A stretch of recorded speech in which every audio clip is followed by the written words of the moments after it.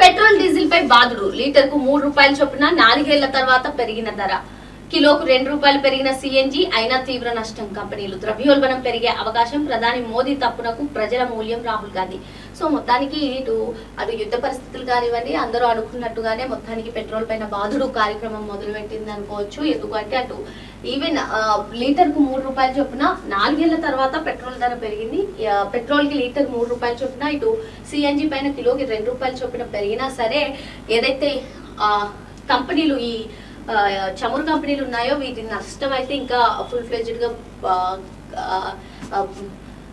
నష్టం జరుగుతుందని చెప్పుకోవచ్చు. ఫుల్ ఫ్లెడ్జ్డ్ గా తీరనటువంటి నష్టం. సో ద్రవ్యోల్బణం కూడా పెరిగే అవకాశం ఉందని చెప్తున్నారు. సో మరి మొత్తానికి ఇప్పుడు పెట్రోల్ సిఎన్జి కాస్ట్ పెంచడంతో ప్రతిపక్ష నేత అయినటువంటి రాహుల్ గాంధీ కూడా కొన్ని కీలక కామెంట్స్ చేశారు. అసలు ప్రధాని మోదీ చేసినటువంటి తప్పునకు ప్రజలపైన భారం పడుతుందంటూ ఆయన కీలక వ్యాఖ్యలు చేయడం జరిగింది. సో